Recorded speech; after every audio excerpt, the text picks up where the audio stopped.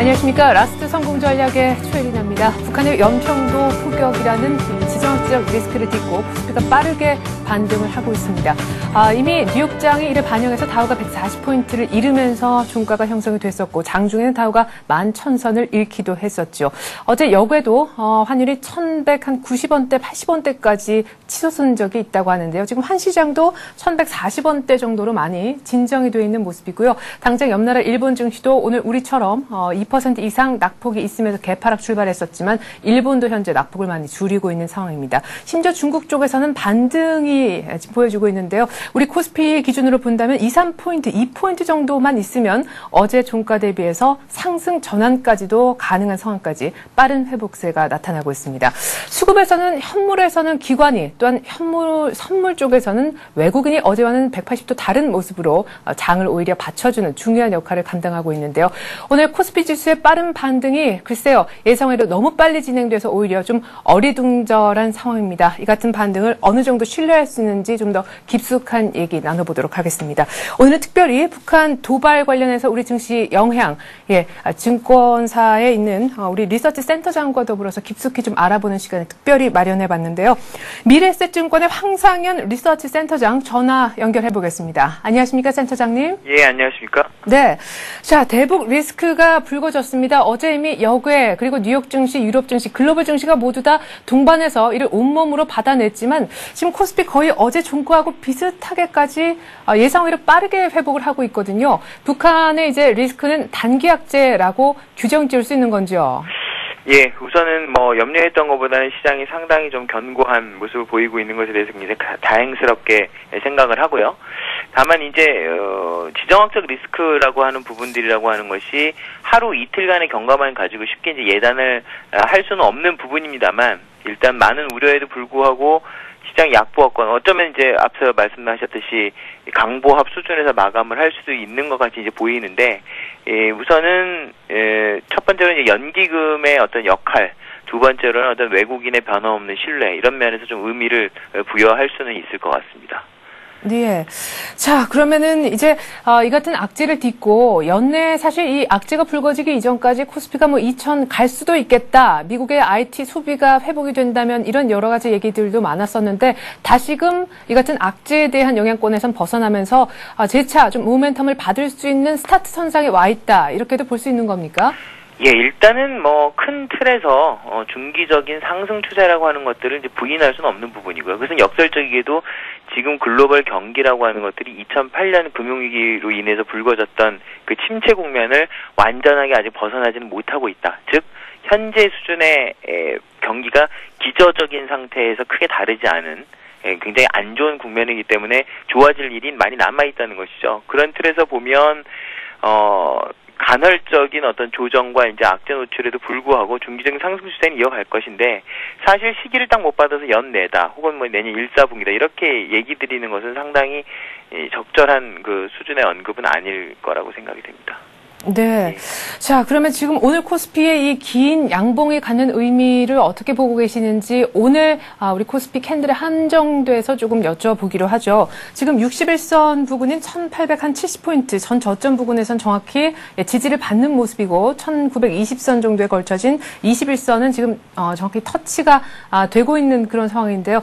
오늘의 이 긴 양봉의 의미는 기술적으로는 지금 그냥 제가 보기엔 이런데 전문가가 보시기에는 어떻습니까? 예, 큰 틀에서 말씀하신 부분들 이제 맞다고 볼 수가 있고요. 일단은 중요한 지지 레벨을 다시 한번 좀 확인을 했다고 하는 부분, 이제 하단에 대한 어떤 신뢰를 줬다는 부분에서 이제 의미를 좀 찾을 수 있겠고요. 그다음에 이제 어떤 실질적인 측면에서는 흔히 이제 우리나라 시장의 가장 큰 어떤 위협 요인으로 이제 코리아 디스카운트, 지정학적 리스크 이런 것들에 대한 염려를 많이 이제 해왔던 부분이 있는데 이번 사태로 말미암아서 역설적이긴 하지만 사실은 이제 사상 초유의 이 포격 사태에도 불구하고 시장이 상당히 방어적인 모습을 보였다는 점에서는 이 지정학적 리스크에 대한 것들이 시장에 미치는 영향이 상당 부분 소화 가능한 것이다라고 하는 느낌을 줬다는 점에서 어떤 의미가 있다고 볼 수 있겠습니다. 네. 그런데요, 센터장님. 사실 네. 북한발 리스크가 지금 완전히 마무리가 지어진 건 아니지 않습니까? 아직 유럽 쪽에 그 아일랜드 문제도 남아있다고 볼 수 있고요. 중국의 긴축도 연내 추가적인 긴축 조치가 한 번 더 나올 수도 있는 그런 상황인데요. 어떻게 보면 해외 변수가 오늘도 북한발 리스크가 많이 좀 소화가 되는 모습도 보여지지만 다른 글로벌 증시 대비해서 오늘 코스피가 너무 선전을 해주니까 이것 역시 오히려 너무 잘 버텨주니까 걱정이 되는 부분입니다. 변수도 완전히 사라졌다고 할 수 없는 상황 속에서 앞으로 연내 또 다른 이렇게 기존의 어떤 악재가 다시 불거지더라도 1870 밑으로는 안 빠질 것이다. 이런 말씀이신가요? 글쎄, 그것은 뭐 딱 잘라서 사실 말씀드릴 수 없는 부분이라는 것을 이제 우리 질문하신 사회자님도 잘 아시고 사실 질문하신 것 같은데, 그렇습니다. 사실 가능성은 그렇게 높진 않다 이렇게 말씀드릴 수 있겠습니다. 그러니까 말씀드린 대로 지지선 확인이라고 하는 것은 그 이하까지의 조정을 애지간해서는 현재 시장의 여러 가지 환경이 쉽게 허락하진 않을 것이다. 아주 어지간한 악재가 아닌 다음에는 그렇게 말씀을 드릴 수 있을 것 같고요. 말씀드렸듯이 서로 그 이하의 조정 국면이 있다 하더라도 중기적인 방향으로는 분명히 2000대 초반 이상의 이 시장을 기대할 수 있는 상당히 좋은 흐름이라고 보고 있기 때문에 시장을 좋게 본다 그러면 조정을 그렇게 크게 두려워할 필요는 없는 것이 아니냐, 그런 관점을 가지고 있습니다. 예. 자, 지금 오늘 수급 얘기를 안 할 수가 없습니다. 어제 외국인들의 대량 선물 또 매도, 거의 옵션 만기 이후 두 번째로 많은 양의 선물 매도였는데 오늘은 또 어제 판 만큼 이상, 지금 장이 아직 끝나려면 시간 여유가 좀 남아있는데요. 5,000계약 이상 가까이 강력하게 사주는 가운데 연말로 접어들어서인지는 몰라도 기관의 현물 매수도 아주 집중적으로 나오고 있네요. 예, 일단은 주로 기관은 오늘 모두에서 말씀드렸듯이 어떤 연기금의 존재감 확인이라고 하는 부분을 좀 들 수가 있겠는데, 연기금 쪽 매수가 상당히 오늘 그 2천억 가까이 상당히 강한 것으로 나타나고 있고, 이것은 주로 이제 장기성 자금이라고 할 수 있는 연기금의 경우에는 이 조정을 상당히 적극적인 중기 관점에서의 매수 기회로 활용하고 있다고 이제 유추해 볼 수 있는 대목이고요. 외국인들의 선물 매수와 같은 경우도 물론 이것은 이제 현물 시장보다는 좀 더 단기적인 흐름을 반영한다고 말씀드릴 수도 있겠으나, 최근에 어떤 그 매도 포지션을 어떤 상당히 부분 상쇄시키는 어떤 그런 측면을 가지고 있지 않겠느냐. 또 이제 중요한 것은 결국 한국 이번 이제 사태를 바라보는 이제 외국인의 관점일 텐데, 외국인이 현 선물에서 매수 기조를 유지하고 있다는 점에서는 올해 내내 이제 그 시장을 주도했던, 사실 2009년 이후로 50조 원을 넘게 사고 있는 외국인들이 이른바 바이코리아 기조가 유지되고 있다는 것에서 상당히 좀 긍정적이다 이렇게 말씀드릴 수가 있겠네요. 네, 또 기관에서는 특별히 연기금의 활동 또 주목하고 계신다라고 하셨고, 외국인들 오늘처럼 이렇게 현 선물 동반해서 매수해주는 것은 긍정적이다 이렇게 해석을 하신 것 같습니다. 그런데 앞으로 외국인이 선물 쪽에서 또다시 대량 매도할 가능성은 어느 정도 있습니까?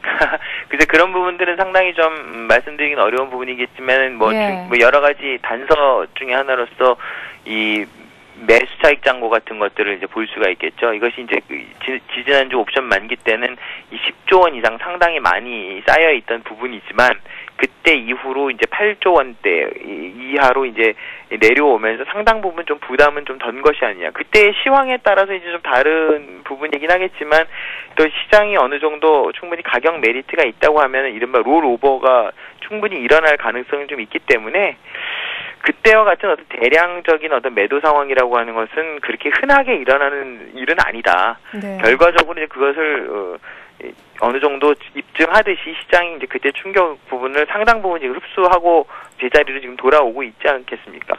기본적으로는 현 시장을 규정할 때 어떤 실물의 개선과 유동성의 이 회복에 의한 상승 추세다. 상승 에너지가 상당히 좀 강하다. 그렇기 때문에 마치 고무줄을 늘렸다가 오면 제자리로 돌아오는 것 같은 이 상승 방향으로의 복원력이 상당히 좀 강한 것이 아니냐, 이렇게 말씀드릴 수 있겠죠.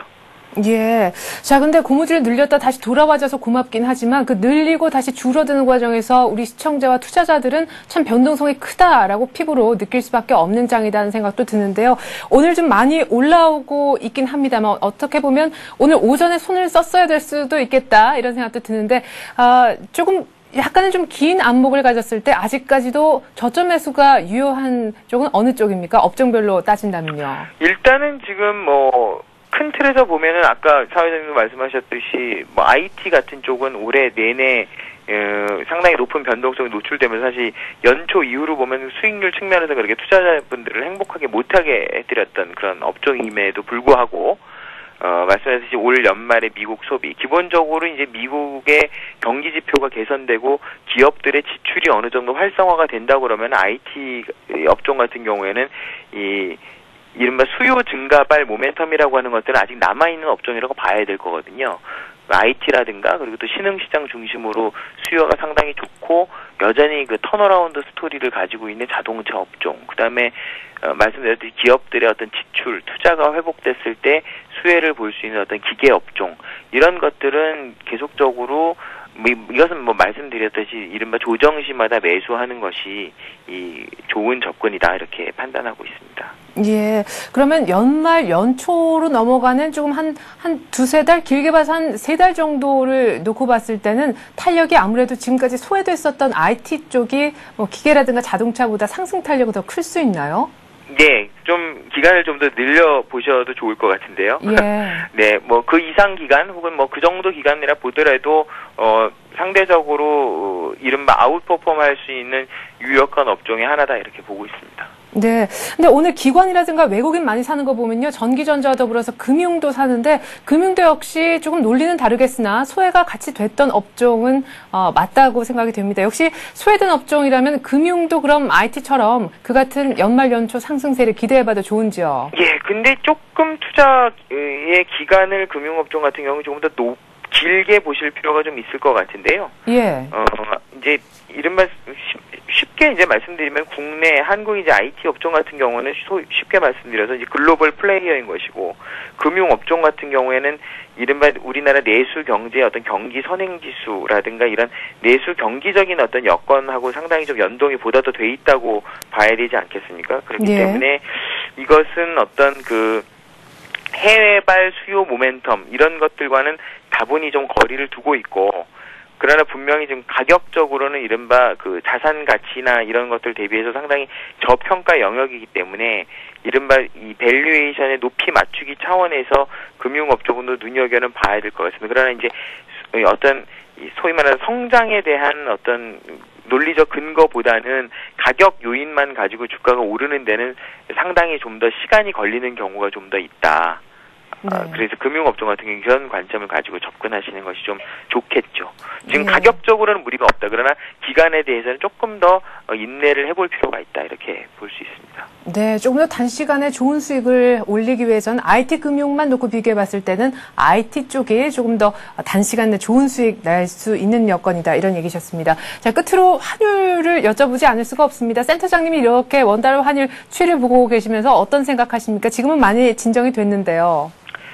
예, 지금 큰 틀에서 보면은 원달러를 이제 그 이른바 이제 물가라든가 여러 가지 이제 구매력 관점에서 평가하는 실질 실효 환율이라고 하는 이제 개념이 있는데, 그 관점에서 보면 아직도 한국의 원화는 대체로 적정 가치 대비해서는 한 10% 이상 낮은 평가를 받고 있습니다. 그렇기 때문에 어제도 이제 일회적인 어떤 지정학 문제 때문에 원화가 이제 상당한 좀 약세로 가긴 했습니다만은, 근본적으로 어떤 우리가 투자 관점에서 접근했을 때는 현 수준 대비해서 이러면 이제 펀더멘탈 관점에서는 한 10% 이상의 원화 절상 가능성을 항상 염두에 두고 봐야 할 필요가 있다. 사실은 이제 이런 요인들 때문에 이제 국내 금융주 같은 경우에도 좀 더 장기적으로는 좋게 볼 요인이 있다는 것이죠. 일단 원화 가치가 높아졌을 경우에는 자금의 조달 비용이 낮아지면서 수혜를 보는 것이 이제 당연히 금융주가 될 테니까요. 예. 네, 뭐 북한발 리스크 또 그에 앞서서 유럽의 아일랜드 재정 위기 우려 이런 것들 때문에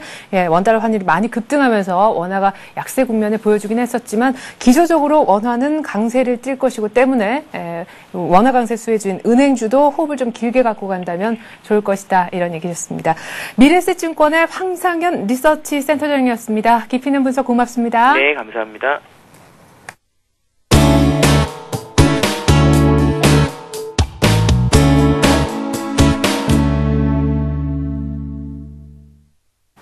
네, 하이투자증권의 김영진 부장 만나보겠습니다. 부장님 안녕하세요. 네, 안녕하십니까. 네, 수렴 이후에 변동성 더 커질 수 있다라고 하셨는데, 이 북한 리스크는 모르고 하셨던 얘기인데 어떻게 딱 맞아 떨어졌네요. 몰랐죠. 예. 시장이 그렇게 움직일 수 있다라는 건데 돌발 악재가 나왔죠. 우리 시장 같은 경우는 이제 악재 학습 효과에 따라서 저점 매수세가 유입되기 때문에 또 변동성이 커지고 있다 이렇게 봐야 될 것 같습니다.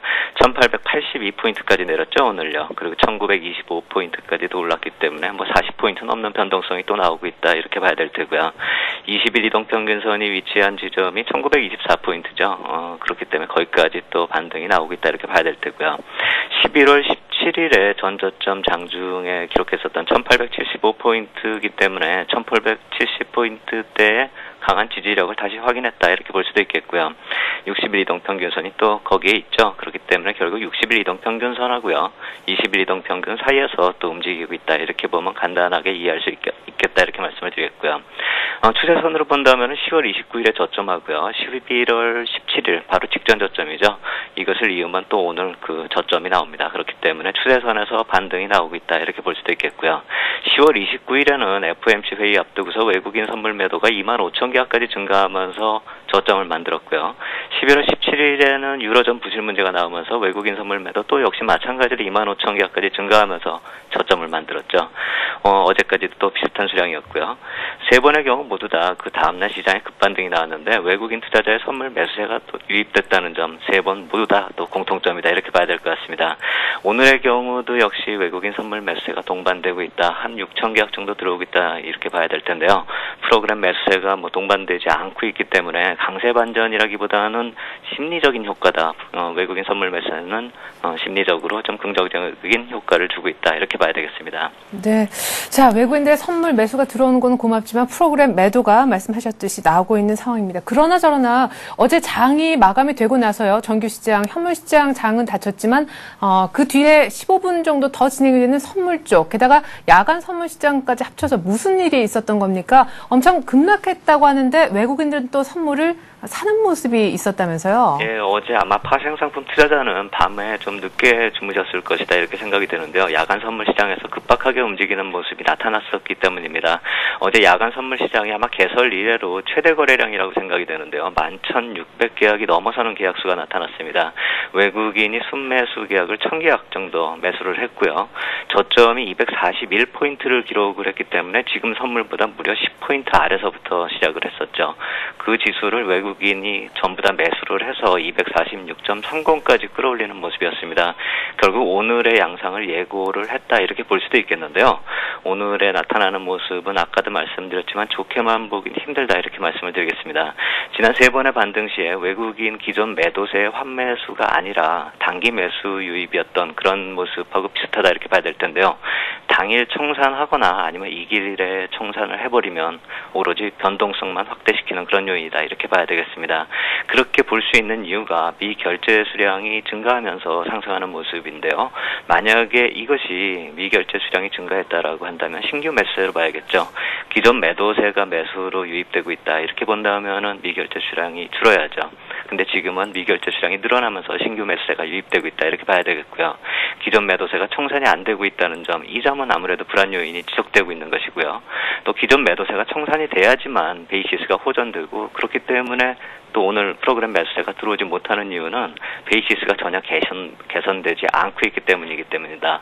그렇다면 이제 기존 매도세가 청산되기 전까지는 시장을 더 긍정적으로 보기는 힘들다 이렇게 봐야 될 테고요. 프로그램 매수세가 동반돼서 나타나는 그런 전형적인 강세장이 아니기 때문에 아까도 말씀드렸듯이 심리적인 긍정적 요인을 주고 있다 이렇게 봐야 될 테고요. 오늘 같은 경우 매수 수량이 계속 증가를 하고 있는데요. 장중에요. 시장에 추가적으로 뭐 개선을 시키고 있다. 지수가 더 많이 올라가고 있다. 이렇게 보긴 힘들기 때문입니다.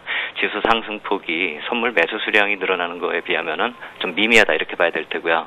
단기 수급 요인에 또 교란이 나타나고 있다. 이 정도로 보고 싶습니다. 오늘 외국인 쪽의 주식이나 선물이나 뭐 동시 매수를 하고 있는데요. 외국인 쪽을 보면 주식 쪽이 142억. 아주 미미한 내용이죠. 또 선물은 더 확신하기 힘든 단기 교란 요인에 불과하다 이렇게 말씀을 드리겠습니다. 네, 자 언뜻 외국인들의 선물 강력하게 사주는 것 치고는 시장이 좀 많이 올라오지 않는 이유에 대해서도 저희가 한번 들어봤는데 그렇다면은 1870선 정도의 이 지지가 이제 확실하게 믿을 수 있는 조정 라인인지 이제 더 이상의 조정은 없는지 그것이 궁금합니다. 앞서서 그 황성현 센터장님은 약간 며느리도 모른다라는 쪽에 얘기를 좀 하셨는데요. 예, 좀 약간 그런 분위기가 이어지고 있죠. 어디가 저점일지는 모르겠고 이렇게 급등락이 나오는데 어디가 저점이다 이렇게 자신 있게 얘기할 수 있는 사람이 없겠죠. 일단 어제 나온 돌발 악재는 시장에 다 반영됐다라고 봐야 될 테고요. 추가적인 관련된 악재가 없다라고 한다면 이제 오늘의 모습은 어제 악재 발생 이전으로 돌아간 상황이다. 이 정도로만 생각을 할 필요 있어 보이고 향후를 뭐 예상하기는 좀 힘들겠다 이렇게 말씀을 드릴 수밖에 없을 것 같습니다. 왜냐하면은요. 추세도 없고요, 지금.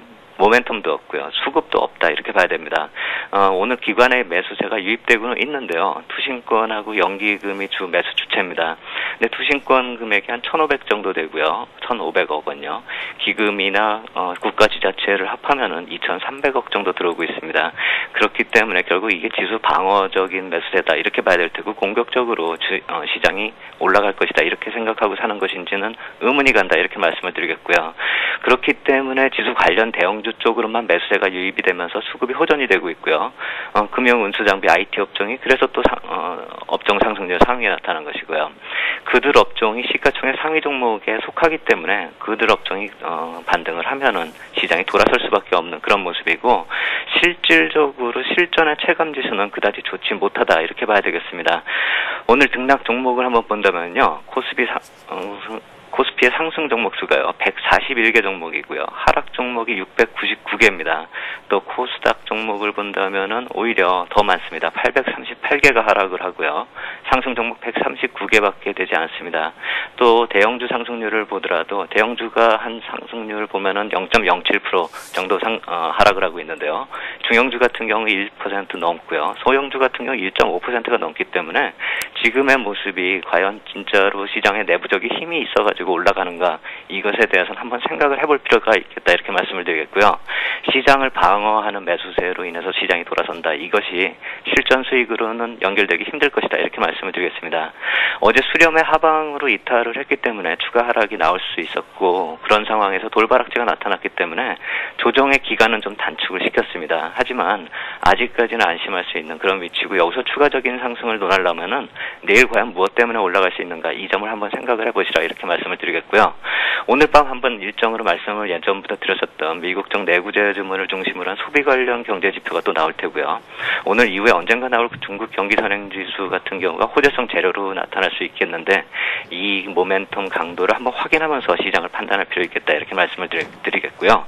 이 재료들 같은 경우 내용상으로 본다면은 지금 좀 경기 흐름이 불확실해지고 있는 그런 흐름이기 때문에 어느 정도 경기 흐름에 대한 판단의 지표가 될 테기 때문에 재료로서 가치가 좀 크다 이렇게 봐야 될 것이고요. 그렇기 때문에 이 재료를 한번 확인하고 시장을 판단하자 이렇게 말씀을 드리겠습니다. 네, 자 대북 리스크는 추가적인 관련 뉴스가 더 나오지 않는 한 일단 다 소화가 된 것 같다라고 얘기를 하셨습니다. 일단 뭐 다시 원점에 돌아온 그런 기분인데 뒤돌아보니 오늘 아침에 샀었더라면 얼마나 좋았을까 하는 생각을 우리 시청자 여러분들도 하실 듯합니다. 하지만 이미 일단 시간은 지나갔고요. 오늘 장 마감이 이제 30여 분 정도 남겨둔 상황입니다. 그럼에도 불구하고 약간 틈새 전략으로 가능한 IT 종목이 있어 보이시는지요? 오늘 만약에 매수세로 유입을 하셨다면요, 오늘로 청산을 좀 하시라 이렇게 말씀을 드리겠습니다. 저점에서 종합지수 40포인트 올랐고요. 선불은 5포인트 정도 이상 올랐거든요. 그리고 IT 업종 좋다라고는 하지만 저점 매수로 해야지 지금같이 상승 시에 쫓아갈 이유는 전혀 없겠다 이렇게 말씀을 드리겠습니다. 향후 급등락이 계속될 것이다 이렇게 말씀을 드리는데요. 급등락의 이유를 살펴봐도 증시 주변 환경 보면은 호황제가 지금 뒤엉켜 있죠. 언제 악재가 나타나고 언제 호재가 나타날지 아무도 모릅니다. 또 해외발 재료에서는 달러 강세 시도가 언제든지 나타날 수 있는 그런 상황이라는 점, 이 점도 보셔야 될 테고요. 파생 상품의 교란 요인은 지속될 것이다 이렇게 봐야 될 것입니다. 왜냐하면은 선물 옵션 만기일이 이제 오늘 이후에 거래일수가 11일 남았습니다.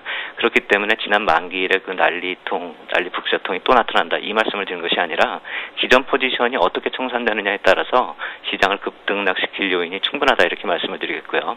시점상으로 내일 이후 호재성 경제 지표가 출현 시에는 일부 좀 부분 현금화할 필요 있겠다 이렇게 말씀을 드리겠고, 향후에 있을 수 있는 그런 급등락 출현 시에 업종 종목을 선택한다면 오늘이 아주 좋은 예가 되겠죠.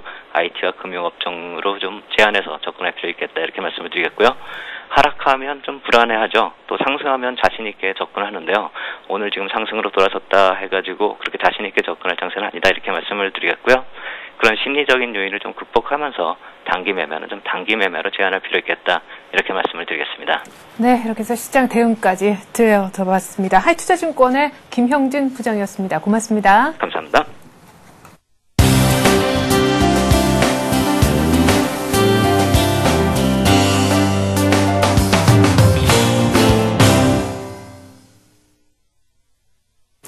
이번엔 수급 분석을 한번 해보겠습니다. 북한발 리스크가 불거진 다음 우리 시장의 수급은 어떻게 돌아가고 있는지 말이죠. 동양종금증권으로 가서 최일종 팀장 만나겠습니다. 안녕하십니까? 네, 안녕하십니까? 네, 북한의 돌발 악재 때문에 오늘 외국인들의 움직임이 굉장히 주목을 끌었었는데요. 오늘 현물은 좀 적게 사주지만 선물까지 아주 강하게 사주는 것 어떻게 보십니까? 네, 그렇습니다. 전일 있었던 북한의 도발로 인해서 지정학적 리스크가 시장에 반영되지 않은 상태로 전일 종료가 됐죠. 금일 시초가 부근에서 상당한 하락 압력이 나타날 것으로 이렇게 봤었는데, 전일 마지막 선물 시장 이러한 부분에 있어서 급락 마감으로 인해서 그러한 부분을 상당히 조금 신뢰성을 좀 주는 그러한 상황 아니었나 이렇게 볼 수 있겠는데, 우리 시장은 시초가 이후에 지금 발빠르게 회복을 보이면서 상당히 좀 이 약보합까지 미치는 그러한 흐름이 진행이 되고 있습니다. 이러한 이 발빠른 이 낙폭 축소에는 이제 외국인과 기관 쪽의 저점 매수 분위기가 적극적으로 나타나면서 상당히 좀 낙폭을 줄였는데요. 종합 지수가 이제 상당히 조금 개선이 된 상황이고, 그러한 측면에서 우리 시장을 어떻게 수급적인 측면에서 이제 봐야 될지 이러한 부분을 살펴보게 되면은 일단은 우리 시장 오늘 기관과 외국인들 쌍크림 매수와 개인들의 적극적인 매도 이러한 부분이 어느 정도 그 시장의 이제 양대 산맥으로 이렇게 나타나고 있다 이렇게 보시면 될 것 같습니다. 일단은 외국계와 기관 그리고 개인들의 악재를 바라보는 시각의 차이가 좀 있지 않았나 이렇게 볼 수 있겠는데, 개인들의 움직임은 이제 전례가 없었던 북한의 위협 수준의 액션 이러한 부분이 최근 국지전도 불사할 듯한 도발로 인해서 이제 불안 경계 심리가 적극적으로 개인들한테는 반영이 되고 있는 반면에, 기관과 외국인들의 시각은 적극적인 국지전보다는 북한의 정권 이양 과정에서 나타나는 이벤트 성격으로 이해를 하면서 다분히 정치적인 이슈로 정의를 하고 있다 이렇게 정리를 해볼 수 있겠습니다. 이로 인해서 이제 주식시장의 가격 왜곡 현상 이러한 부분은 이제 저점 매수에 대한 절호의 찬스로 외국인들과 이제 기관들이 받아들여지는 그런 상황 아닌가 이렇게 판단을 해볼 수 있을 것 같고요. 금일 외국인들은 이제 조금 오전에 600억 가량 현물 순매수 분위기보다는 현재 120억 가량의 순매수 흐름 조금 축소를 하는 그런 흐름을 보여주고 있습니다만은 여전히 이제 이 선물 쪽에서의 적극적인 순매수가 지금 진행이 되고 있습니다. 그래서 그런 부분이 이제 프로그램 매수와 이제 기관들 쪽에서의 적극적인 매수 이러한 분위기로 인해서 이제 IT 즉 다시 말씀을 드리면은 전기전자 쪽과 금융주들 중심의 이 매수가 이어지면서 이 종합 지수를 이제 낙폭을 해서 축소하는 그런 흐름을 보여주고 있다 이렇게 보시면 될 것 같습니다. 네. 자, 오늘 특별히 외인과 기관이 손을 잡았다 이런 얘기도 해주셨는데, 특별히 이 기관들이 연말 앞두고 윈도우 드레싱을 좀 염두에 두는 움직임이 나타나고 있는 것 아닌가 생각이 됩니다. IT와 금융업종을 정말 티나게 집중 포트폴리오에 담고 있다라는 생각이 드는데, 기관들이 또 외국인까지 힘을 합쳐서 사준다면 IT 금융 오늘의 이 상승 움직임 연말까지 연초까지 이어지지 않을까 싶은데요. 네, 그렇습니다. 일단은 지금 외국인들이 최근에 계속해서 사고 있는 그런 업종으로는 이제 전기전자, 운송 장비도 좀 하고 있습니다만은, 대체적인 분위기는 이제 금융업종과 이제 전기전자 쪽 업종을 갖다 집중적으로 순매수를 하고 있다라는 것이죠. 오늘 전일의 악재를 딛고 나서 외국인들의 적극 매수 이러한 부분에 있어서는 정치적인 이슈로 치부하는 그러한 외국인들의 입장 표명이 나오고 있다 이렇게 보시면 될 것 같습니다. 따라서 이 기관 쪽에서 윈도우 드레싱 이러한 부분에 대해서는 조금 의문을 가지는 부분은 없잖아 있습니다만은 우리 시장의 하나의 주된 흐름, 수급적인 측면에서 외국인들의 순매수 진행 이러한 부분에 있어서는 외국인들이 아직까지 국지전 이러한 지정학적 리스크에 불구하고 어느 정도 계속해서 매수를 한다라는 측면에서 연말까지 그리고 연초까지 계속해서 상승할 가능성이 좀 있겠다라는 판단입니다. 전기전자 업종에서는 이제 계속해서 이제 매수의 접근 전략을 취해야 된다라고 제가 말씀을 드렸는데요. 이러한 강세의 핵심 부분이라고 할 수 있는 부분이 이제 업황 개선 그리고 이제 실적 부분이 이제 바탕을 두고 있다 이렇게 볼 수 있겠습니다. 우리나라 내년에 성장률을 이제 4%에서 5% 성장, 5% 정도의 이제 성장을 예상을 하고 있다라는 점을 봤을 때, 우리나라 핵심 산업의 한 축을 담당하고 있는 전기전자 업종에 대한 성장세는 내년에도 지속될 수 있다라는 것이 외국인들의 입장이다 이렇게 보시면 될 것 같습니다. 아울러 금융업종에 대한 구조조정 그리고 M&A 등의 이슈가 은행권 중심으로 해서 적극적으로 모멘텀이 발생하고 있습니다. 특히 하나금융지주 같은 경우는 오늘 6.7%의 상승 이러한 흐름을 봤을 때는 이러한 M&A 이슈가 우리 증시에 지금 먹히고 있다 이렇게 보시면 될 것 같습니다. 그래서 올해의 루저라고 할 수 있는 은행업종의 바닥론 이러한 부분이 시간이 갈수록 힘을 받을 가능성이 좀 크겠다고 판단하고 이 전기전자업종과 금융업종에 대해서는 매수의 입장이다 이렇게 말씀을 드려보도록 하겠습니다. 네, 올해 루저들 은행들의 막판 뒤집기 한번 기대를 또 해봐야 되겠네요. 그러나 저러나 오늘 급락 출발했었다가요. 아직까지 갭 못 메우고 좀 어리바리한 그런 IT 종목들 중에 지금 잡아볼 만한 것 없습니까? 오늘의 관심 종목 어떤 건지요? 네, 그렇습니다. 일단은 이제 계속해서 이제 신규 종목을 갖다가 추가적으로 말씀을 드려야 되는 입장입니다만은 이 전일에 발생한 이러한 이벤트 이러한 부분에 있어서 신규 종목을 말씀을 드리는 것보다는 이제 기존에 말씀을 드렸던 종목들을 갖다가 계속해서 이제 추적하면서 대응하는 것이 좋겠다라는 판단에서 최근에 제가 말씀을 드렸던 종목들 한 번 더 리뷰를 한번 해드릴 걸로 이렇게 이제 말씀을 드리겠는데요. 먼저 전기전자 쪽 같은 경우는 이제 삼성 SDI입니다. 삼성 SDI가 16만 9천 원 정도의 이제 매수가가 이제 제가 말씀을 드렸던 부분인데 지금 오늘 현재 16만 9천 원에 형성이 돼 있죠. 차트를 보시면은 어느 정도 갭 하락 이후에 양봉이 형성이 되면서 이 121선 지지선을 좀 역할을 좀 해주고 있는 그런 상황이다 이렇게 보시면 될 것 같습니다. 삼성 SDI 같은 경우는 이제 수급적인 측면에서도 외국인 기관의 이제 매수가 계속해서 들어오는 입장이기 때문에 어느 정도 강도 차이는 있겠습니다만은 이 오늘 수준에서 이제 삼성 SDI 같은 경우는 편입을 해도 좋겠다라는 판단이 들고요. 그리고 이제 11월 16일 날 말씀을 드렸던 이제 금호석유가 이제 오늘 이 개발하게 했다가 상당히 좀 다시 되돌림 현상이 강한 그런 흐름을 보여주고 있습니다. 오늘 1,400원 올라서 이제 79,900원에 형성이 되어 있는데 매수가 75,900원이었죠. 계속해서 추가 매수 지속적으로 보유하시는 걸로 이렇게 말씀을 드려보도록 하겠고요. 그리고 이제 한진중공업을 말씀을 드렸습니다. 오늘 조금 다른 종목들 비해서는 좀 탄력도가 좀 떨어지는 모습을 좀 보이고 있는 부분이 있습니다만은 여전히 한진중공업에 대해서도 내년 상반기까지의 재무구조 개선과 실적 개선이라는 이유로 어느 정도 저점 매수가 가능하다 이렇게 말씀을 드려보도록 하겠습니다. 38,250원에 이제 매수가를 갖다가 이제 제시를 해드렸는데 37,000원 형성이 되어 있습니다. 적극적으로 매수를 해도 괜찮지 않을까 이렇게 판단을 해볼 수 있을 것 같고요. 아울러 이제 KT 종목이 있는데요. KT 같은 경우도 오늘 거의 다 회복을 했죠. 이 종목 같은 경우는 이제 가격이 떨어지면 떨어질수록 배당 메릿이 살아난다는 점 이러한 부분에 있어서는 적극적으로 매수를 좀 담아놔야 된다. 이렇게 보시면 될 것 같습니다. 47,450원에 매수를 말씀을 드렸는데 46,000원입니다. 그만큼 배당 메릿이 살아있다 이렇게 보시면 될 것 같고요. LG 디스플레이를 또 말씀을 드렸죠. LG 디스플레이 오늘 굉장히 강세입니다. 오전부터 해서 계속해서 강세의 모습을 보여주고 있는데요. 추격은 자제하시고요. 일단 기존에 가지고 있는 것은 홀딩 하시기를 바라겠습니다. 아울러 전일에 말씀을 드렸던 이제 제일모직 같은 경우도 오늘 2,000원 플러스 11만 3,500원인데 계속해서 주워 담는 그러한 이제 전략이 유효하겠다 이렇게 말씀을 드려보도록 하겠습니다. 네, LG 디스플레이가 꼭 은행주 중에 하나금융지주 같다 하는 느낌이 드는데요. 지금 LG 디스플레이 추격은 자제하자라고 하셨는데 목표가 45,000원 더 위쪽으로 상향해 조정하실 생각은 없으신지요? 일단은 단기적으로 45,000원 정도까지는 일단 봐야 되겠다는 측면이고요. 45,000원까지 오게 되면은 재차 재평가를 통해서 목표가 상향하는 쪽으로 이렇게 말씀을 드려보도록 하겠습니다. 네, 1차적으로 더 욕심은 안 내시네요. 동양증권증권 최일정 팀장이었습니다. 고맙습니다. 감사합니다.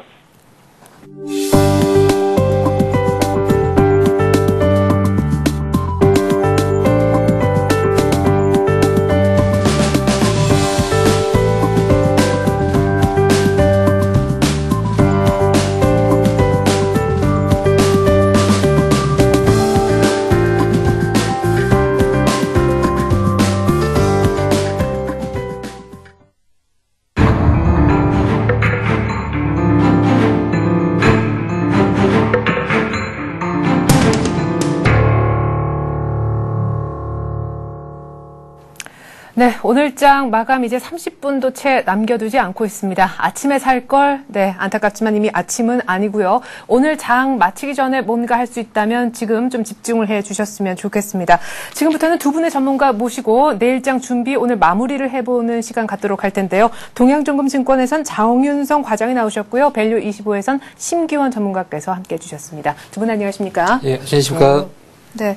자, 오늘 예상했던 바대로 어느 정도의 낙폭을 갖고 출발했습니다. 1880선에서 이제 1920선까지 상승 전환하기 코앞인데요. 변동성은 상당합니다. 어쨌거나 상승한 것은 좀 좋은 의미를 부여할 수도 있지 않나 싶은데요. 쭉 올라오는 오늘 우리 장 흐름 보면서 우리 정윤성 과장님은 어떤 생각을 하셨습니까? 예. 우선은 뭐 늘 있다시피 이제 북핵 이제 변수가 나왔을 때마다 항상 단기적으로는 악재였지만 지나고 보면 어느 정도의 그 정치적인 뭐 플레이였고 그 이후 그때는 항상 저점 매수 타이밍이었다라는 것을 역사적으로 볼 수가 있습니다. 그래서 너무 기계적으로 올라오는 건 아닌가 하는 생각도 드는데요. 그렇죠. 예. 왜냐하면 이게 어느 정도 북한 쪽에서 자기들의 그런 의견을 관찰하기 위한 그런 액션일 경우에는 상당히 주가 자체는 단기적으로 충격을 받기 때문에 폭락을 할 수가 있고, 그때 같은 경우는 단기적인 악재일 뿐이기 때문에 특히나 예전에 뭐 북핵 이슈라든지 그런 경우를 봤었을 때는 상당히 단기간 내에 폭락을 했다가 외국인들 같은 경우 대량으로 매수했던 부분을 볼 수 있습니다. 네. 그렇게 본다면 한마디로 얘기를 해서 뭐 기관이라든지 외국인 같은 경우는 북한 변수가 나왔을 경우에는 기계적으로 담는 그런 플레이를 하는 시장 주체도 분명히 있다라고 네. 판단을 할 수가 있습니다. 예. 예. 그렇게 되고, 예. 자, 그러면은 제가 아까도 조금 언급을 드렸었는데요. 이미 기존에 있던 악재들도 뜨문뜨문 우리 증시를 괴롭혔었고요. 아직 완전히 해결됐다고 보기도 어렵습니다. 옆나라 중국도 좀 신경 쓰이는 변수 중에 하나인데, 그 예. 변수에 대해서는 어떻게 생각하십니까? 예, 그래서 지금 중국 같은 경우는 지금 아시안 게임을 좀 치르고 있는데, 지금 예전 같았을 경우에는 북한이 어떤 플레이를 했을 경우에는 중국이라든지 러시아 같은 경우는 그래도 어느 정도 우방 국가이기 때문에 좋게끔 멘트가 나왔을 경우가 있었는데, 이번 같은 경우 상당히 네. 이런 부분에 대한 비판 강도가 상당히 강했던 모습을 볼 수가 있습니다. 그렇기 때문에 지금 북한 쪽 내용을 보면 후계 구도가 좀 잘 안 되고 있다. 예를 들어서 아니면 중국이나 러시아 쪽에서 비판적인 목소리가 나오면서 점차적으로 분명한 부분은 점차적으로 독단적으로 가고 있다는 모습을 지울 수가 없습니다. 그렇기 때문에 단기적으로는 지금 오늘 시장 상황이 북한 리스크가 있다는 말이 무색할 정도로 지금 거의 하락폭을 다 메꿨던 그런 부분을 볼 수가 있는데, 하지만 중요한 점은 변동성은 커졌다라는 모습을 볼 수가 있습니다. 그렇기 때문에 대외적인 부분이 어느 정도 북한을 좀 궁지로 몰면서 변동성 부분에 대한 부분은 상당히 지켜봐야 될 부분이 있기 때문에 과감한 액션보다도 저점에서 매수하는 전략이 유효할 것 같습니다. 예. 예. 그래요. 아직은 조금 더 지켜볼 부분이 있다라는 쪽 얘기하셨었고요. 하지만 확실히 저점이다 생각이 들 때만 매수를 좀 해보자라는 얘기셨습니다. 우리 심기현 전문가님께서도 역시 뻔한 학습 효과에 의한 기대했던 바대로 역시 반등이다 이렇게 보십니까? 예, 하지만은 기대했던 바로 이제 반등은 올라왔지만 사실 이번 사태가 단기적으로 끝날 것 같지는 않습니다. 네. 물론 천안함 사건 같은 경우에도 어느 정도 단기적으로 끝났지만은 이번 사태로는 이제 6.25 이후에 우리나라 영토로 이제 직접 북한이 그런 피격을 한 이런 사건이고, 또 이제 민간인이 또 다치지 않았습니까? 네. 그렇기 때문에 우리나라 정부에서도 그냥 어정쩡하게 넘어가는 그러한 액션은 이제 국민들에게 상당히 안 좋은 모습을 보일 수밖에 없기 때문에 어느 정도의 강경 대응은 이제 발언상으로도 나올 수밖에 없는 그런 현실입니다. 그렇기 때문에 정부가 어떠한 그 강경 대응에 나오냐에 따라 갖고 시장은 다시 한번 출렁일 수밖에 없는 그러한 상황이기 때문에 지금 매수 관점에서 접근을 하신다면 포트 비중을 약 한 20% 이내로 좀 잡으셔갖고 약간은 보수적인 그런 입장을 고지를 하시고, 사실 북한이 도발을 이번에 실행을 하였지만은 제2차 도발에 대한 위험도 아직까지는 존재를 하고 있습니다. 네. 제2차 도발은 더욱더 이 전쟁에 대한 불안감이 더욱더 확산될 수 있는 시점이기 때문에 지금의 섣부른 매수보다는 그런 정책적이나 그리고 외교적인 마찰이 어느 정도 조금은 수그러드는 상황까지는 조금은 관망적인 자세를 말씀을 드리겠습니다. 예. 자, 조금 더 두 분 다 좀 조심조심 하자라는 톤은 있었지만 조금 더 우리 심기현 전문가께서 돌다리도 두들겨 보자 쪽의 톤이 더 셌던 것 같습니다. 자, 일단 오늘 아침에 우리 정윤성 과장님께서 STS를 딱 여시고 오늘 아침에 뭘 사지? 솔직히 사신 거 있으십니까?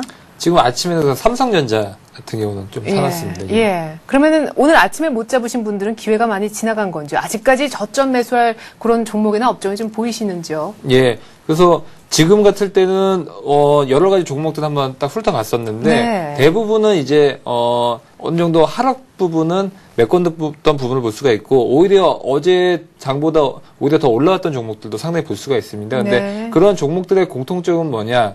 제가 누차 뭐 시황 때 말씀드렸지만 네. 이제 글로벌 대표 업종들 같은 경우는 이제 코리아 디스카운트 부분이 점점 없어지고 있고 그렇기 때문에 외국인들이 눈독 들이는 그런 뭐 삼성전자라든지 현대차 아니면 NC소프트 같은 이제 글로벌 대표 기업들 같은 경우는 이럴 때 상당히 사는 모습을 볼 수가 있다. 그럴 때 네. 동참을 하자라고 말씀드리고 싶습니다. 네.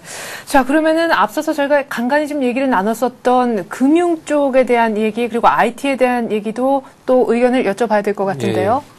그래서 우선은 금융 쪽, 예. 특히나 이제 금융이라고 하면 이제 증권은행, 보험 쪽이 있을 수가 있는데 지금 2011년도부터는 이제 금리 상승 수혜가 있기 때문에 아무래도 은행 업종 같은 경우는 M&A 이슈도 불거지다 보니까 지금 기관하고 외국인들 순매수 부분이 상당히 큰 부분을 볼 수가 있습니다. 그래서 네. 턴어라운드 부분을 한번 볼 수가 있고 특히나 IT나 자동차, 그 다음에 조선 쪽이 상당히 큰 폭으로 상승을 했었고, 지금 시장에서는 이제 어떤 것이 갈까 이렇게 좀 둘러보다 보면 증권이나 은행 같이 이제 금융주들을 보는 경우가 상당히 많습니다. 그래서 네. 키 맞추기 식으로 본다 그러면 한 번쯤은 이제 금융주들 한번 볼 때가 되지 않았나 싶습니다. 그래서 지금 뭐 종목들로 본다면 뭐 삼성증권이라든지 예. KB금융 같은 경우는 한번 업종 대표주로서 한번 지켜볼 만한 그런 단기적인 접근도 바로 가능하다고 볼 수가 있습니다. 예. 예. 자, 그러면은 IT는 다들 접근에 대해서 많은 얘기들을 하시니까요. 금융 쪽에 대해서 조금 더 여쭤보죠. 특히나 이 M&A 관련해서 올라오는 종목들, KB금융도 사실 뭐 바닥 얘기도 있었지만 그의 어떤 격부를 좀 쬐면서 올라오는 격도 있을 수 있겠는데 M&A처럼 또 조금 리스크를 떠나야 된다는 얘기기도 하거든요. 예, 그 예, 이슈라는 것은. 예, 예. 거기에 대한 가능성은 얼마나 보시고 은행주는 언제쯤 들어가는 게 타이밍상 매수 적긴지요? 예, 그래서 지금 같을 때는 지금 뭐 하나금융지주 같은 경우 상당히 좀 시장에서 주목을 많이 받으면서 상승폭이 어느 정도 있었던 부분을 볼 수가 있는데 그렇기 때문에 지금 본다 그러면 그쪽을 접근을 하기보다도 아무래도 그 상승폭이 좀 적었던 종목들 위주로 접근을 하지 않나 싶습니다. 그래서 KB금융 같은 경우는 지금 상당히 그 턴어라운드 부분에서 네. 상당히 수익성 부분에서 좋아질 것으로 전망을 하고 있기 때문에 그쪽을 좀 접근을 하시면 어떨까 싶습니다. 예. 예. 자, 우리, 정윤성 과장님께서는 오늘 아침 삼성전자를 담으셨다고 하셨고요. 일단 금융이나 은행, 그리고 증권까지 아울러서 은행업종 턴어라운드가 기대가 된다라고 하셨습니다. 지금 급등하고 있는 일부 종목을 제외하고는 지금 살 타이밍이 아닌가라고 의견을 주셨는데, 그리고 대표 글로벌 업체들도 좀 싸준 시점에서 역시 포트에 좀 담아야 된다라는 의견이 있었습니다. 우리 심견 전문가께서는, 나는 생각이 조금 다른데 라고 했던 파트가 있습니까? 예, 뭐, 그 시장이 이제 좀 불안한 모습을 보일 때는 역시 대형주 위주로 접근을 하는 것이 이제 맞다고 생각을 하고 있고, 예.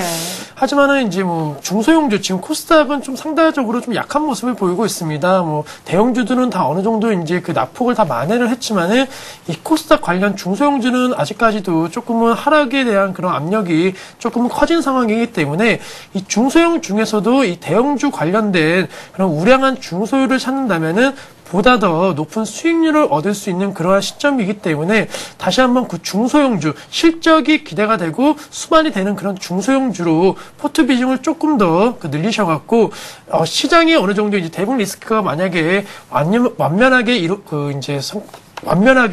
이루어진다면은 다시 한번 그런 종목들은 큰 폭의 상승이 있기 때문에 그런 접근 쪽으로 생각을 해보셔도 좋으실 것 같고 말씀드린 대로 IT 업종은 뭐 이번 연도뿐만이 아니고 내년에 이 턴어라운드가 기대되고 있는 가장 중요한 업종입니다. 예. 그렇기 때문에 지금 시점에서 조금씩 분할 매수 관점으로 가신다면은 연말 이후에 연초 내리라든가 상반기까지의 보다 큰 수익이 나실 거라고 말씀드리고 싶습니다. 예. 자, 이제 장 마감이 약한 동시호가 접어들기까지 7분 정도 남아있고요. 약 한 10여 분 정도 있으면 오늘 장이, 어떤 롤러코스터 끝에 닫히게 됩니다. 두 분의 전문가께 뭐 잠깐 조금 긴장하신 듯도 해서요. 예, 한번 여쭤볼게요. 오늘 솔직히 이 정도까지 기대했었다. 먼저 정윤선 대리님. 과장님이시죠? 예. 예. 지금 우선은, 제가 어제 또 이런 사건이 벌어졌을 때 분들한테 전화가 많이 오더라고요. 근데 뭐라고 구체적으로 묻던가요? 우선 무섭다. 예. 어떻게 된 거냐. 예. 그렇게 말씀하시는데, 그랬을 경우에는 아무래도 내일 아침 같을 때는, 그러니까 시장 분위기가 그 보이지 않는 무서움으로 인해서 떨어지고, 그때가 바닥이라고, 단기적인 바닥이라고 볼 수가 있기 때문에, 네. 아침부터는 저는 그런 전화를 많이 받을수록 내일 아침은 사야겠구나 그런 생각을 좀 하거든요. 네. 그래서 아침에도 뭐 삼성전자든지 그런 종목 샀었지만, 근데 상승폭이 이 정도 뭐 지금 동시효과는 한 마이너스 한 1포인트 정도인데, 네. 한 마이너스 한 3포인트까지는 좀 예. 전망을 했었는데, 아이고. 상당히, 예. 이제 와서 막 2포인트 정도는, 수습하시는 건 아니고. 이제 와서 수습하는 건 아니고. 예. 그렇게 정도, 하는데, 예. 왜냐하면 그 예전에 그 북핵 리스크 그때가 생생히 기억이 되는 게, 예. 단지 30분 만에 그 하락폭을 모두 다 메꿔서 오히려 플러스가 됐던 그 경험이 한 번 있기 때문에, 네. 그런 부분에서 본다면 충분히 이런 부분은 어느 정도 만회가 가능하지 않나 그렇게 생각을 하고 있었습니다. 예. 예. 뭐 북한발 있었을 때 코스피가 어떻게 출렁였는지 잠깐 그때 코스피 지수 좀 볼 수 있겠습니까? 예. 그래서 네, 거의 뭐 장중에 많이 빠졌다가도 많이 올라오거나. 예.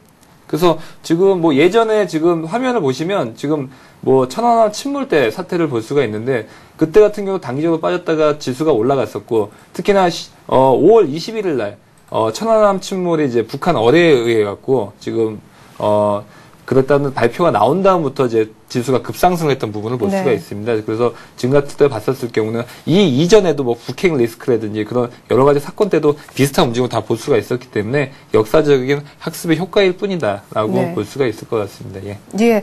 자, 우리 심기현 전문가께도 같은 질문을 좀 드리고 싶고요. 더불어서 지금 이제 곧 있으면 장이 닫힐 텐데 장 마감 전략도 오늘 나는 꼭 이 얘기는 하고 싶었다. 예. 예, 우선은 뭐 오늘장 지금 어느 정도 긍정적으로 마감을 할 거는 같습니다. 이제 하지만 그 투자자분들께서 이제 한 가지 주의를 하실 점은, 이제 내일장에서 네. 외국인들이 혹시라도 그 대량 매도가 나온다면은 다시 한번 이 시장은 출렁일 수 있다는 거에 대해서 선물 쪽 말씀하세요? 예, 현선물 네. 다 말씀을 드린 겁니다. 물론 네. 오늘장 그 외국인들은 이제 많이 샀습니다. 어느 정도 많이 매수라는 모습을 보였는데, 이것은 이제 그 장 시작 전에 이제 외국에서의 그 우리나라 신용평가에 대해서 뭐 강등을 할 이유는 없다 이렇게 네. 나왔기 때문에 상당히 투자 심리가 급격히 좋아진 점이 있습니다. 그렇군요. 하지만은 아직까지 이 대북 리스크는 존재를 하고 있기 때문에 언제 이 외국인 자금이 빠져나가냐에 따라 갖고 우리나라 시장은 더욱더 큰 혼란이 올 수밖에 없기 때문에 외국인의 그런 대량 매도가 나오는지에 대해서 항상 체크를 하시고, 언제 그러한 시점이 되는지가 우리 시장은 다시 한번 큰 조정을 받을 수 있는 그러한 장세이기 때문에, 대북 리스크와 지금 또 계속적으로 외국인들의 매수세가 어느 정도 유입된 상태에서는 상당히 조금 조심을 할 시기라고 말씀을 드리고 싶습니다. 네, 자, 내일장 짜잔 하고 열렸을 때 외국인들의 뭐 선물이든 현물이든 매도가 많이 나오는지 그 부분 꼭 좀 체크를 해달라고 하셨습니다. 우리 심기현 전문가께서는 제2 북한의 도발 가능성도 일단 열어두고 계신데 말이죠.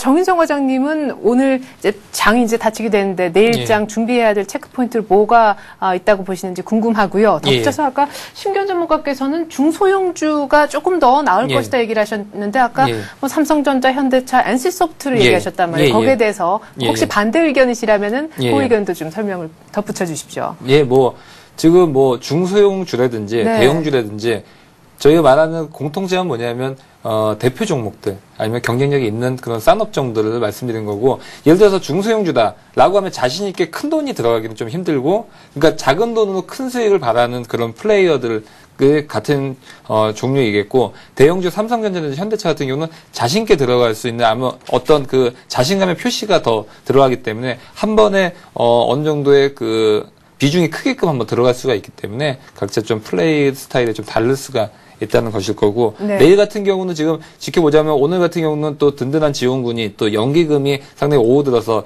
지속적으로 지수를 방어를 하는 모습을 볼 수가 있습니다. 그래서 연기금들이 이제 사는 종목들, 아무래도 이제 금융 쪽이라든지 뭐 낙폭이 큰 종목들 유지도 좀 본다 그러면 그런 쪽에서 한번 내일도 한번 지켜볼 수 있지 않나 싶고, 아까 말씀하셨다시피 외국인들 선물 포지션 부분이 상당히 좋아지는 모습을 볼 수가 있는데, 그런 부분이 지속적으로 이루어지냐에 따라서 장이 또 제가 지금까지 역사적으로 보여줬다시피 그때가 저점이고 오히려 시장이 급반등했던 부분을 굉장히 볼 수가 있습니다. 그때 네. 또 소외가 또 되실 분들도 있을 수가 있는데 그랬을 경우는 상당히 선물 부분이 많이 받쳐준다 하면 어느 정도 분할 매수도 계속 따라가야 된다고 그렇게 보고 있습니다. 예. 네, 두 분의 공통점은 어쨌거나 내일 수급에 있어서 외국인의 움직임을 좀 잘 봐야 될 것 같습니다. 선물 쪽은 더더군다나 더하고요. 아까 우리 심기현 전문가께서요, 포트폴리오의 한 20% 정도를 갖고만 좀 매매를 했으면 하는 그런 보수적인 얘기를 하셨었는데 이제 끝으로요, 현금화 얘기를 좀 해보죠. 만약에 오늘 밤에 미국의 그 지표가 굉장히 좋아서 미국장이 많이 반등을 하고 내일 우리 장까지도 아주 좋은 온기를 불어넣어 준다라고 하면은 조금 정리해볼 필요도 있겠다 싶거든요. 그런 파트는 어느 쪽입니까? 예, 우선은 뭐 운수 장비 쪽을 만약에 그 갖고 계신 분들은 그냥 네. 계속적으로 좀 홀딩을 하시라고 말씀을 드리고 싶고, 역시나 화학 업종도 마찬가지로 홀딩 전략을 말씀을 드리는데, 다른 업종에 대해서 어느 정도 수익이 나신 분들은 지금 상황에서는 약간의 현금화를 하신다면은 혹시라도 다시 한번 이렇게 불안전한 그런 그 시장이 움직인다면은 그때는 좀 더 여유롭게 현금을 갖고 계시기 때문에 불안해하시지 않고 여유롭게 투자를 하실 수가 있으십니다. 그렇기 때문에 지금 당장에 더 높은 수익을 얻기 위해서 종목을 계속적으로 보유를 하는 것보다는 어느 정도 현금화를 하셔갖고 최적의 타이밍에 제때 들어갈 수 있는 그런 현금이 있다면은 조금 더 투자하시는데 도움이 되시고 보다 더 큰 수익률이 가능한 구간이기 때문에 지금으로서는 수익 나신 분들에 대해서는 현금화 비중 한 30% 정도는 말씀을 좀 드리고 싶습니다. 근데요, 이 현금화 부분에서 가장 좀 애매한 부분은 현금화는 하고 싶은데 실탄을 좀 들고 있고 싶은데 소위 말해서 물려있단 말이죠. 그래서 현금화가 안 되시는 분도 굳이 현금화를 좀 하면서 대비를 해야 되는 장이냐, 오히려 이렇게 좀 여쭤봐야 될 것 같은데. 예, 뭐 지금 만약에 손실이 나신 분들에 대해서는 그 종목에 대해서 이것이 실적 개선이 뚜렷이 이루어지는지, 그리고 2010년을 넘어서 2011년도 특히 상반기에 더욱더 그런 성장세가 이루어질 수 있는지에 대해서 판단을 해주시고, 만약에 그것이 조금은 어렵다는 판단이 드신다면은 포트폴리오 상으로 조금은 매도를 하셔갖고 어느 정도의 현금화, 그러니까 어느 정도의 손절을 말씀을 드리는 겁니다. 어느 정도 손절을 해갖고 보다 나은 종목을 좀 더 싼 가격에 살 수 있는 그런 시점을 찾는 것이 더 바람직하다고 볼 수 있습니다. 네. 자, 이제 뭐 맞춰야 되는데요. 두 분한테 제가 기습 질문을 드려야 될 것 같아요. 한 종목만 그냥 얘기해 주시죠. 내일 아침 요 종목 보자. 종목 명만. 예. 저는 현대차. 현대차요? 예, 됐습니다. 자, 현대차 얘기가 정윤성 과장님이 이제 얘기를 해주셨고, 심기현 전문가께서는 내일 아침 종목 하나만, 종목 명만요. 하이닉스 말씀드리겠습니다. 예, 이렇게 하니까 굉장히 또 좀 뭔가 신비롭기도 하고 그러네요. 아무튼 내일 아침에 한번 뭐 재미로나마 이렇게 전문가 입에서 나온 거니까 현대차하고 하이닉스하고 한번 눈여겨 보셨으면 좋겠습니다. 이렇게 해서 오늘 동양증권증권의 정윤성 과장, 밸류25의 심기원 전문가와 함께 이슈에 대해서 좀 깊이 있게 진단해봤습니다. 내일장 잘 한번 짜보십시오. 두 분 전문가 오늘 말씀 고맙습니다. 예, 감사합니다. 네, 동시효과 들어갔고요. 오늘 플러스 마감하면 정말 뭐 박수 이상으로 선물 주고 싶습니다. 오늘 한 3포인트 정도 빠지면서 끝이 날 것 같은데 오늘 정말 대단합니다. 수고했고요. 1920선 중반까지 끌어올린 데는 기관의 현물 매수, 외국인들의 선물 매수가 뒤에 있었네요. 전 장 끝나고 나서 2부로 다시 돌아오겠습니다. 고맙습니다.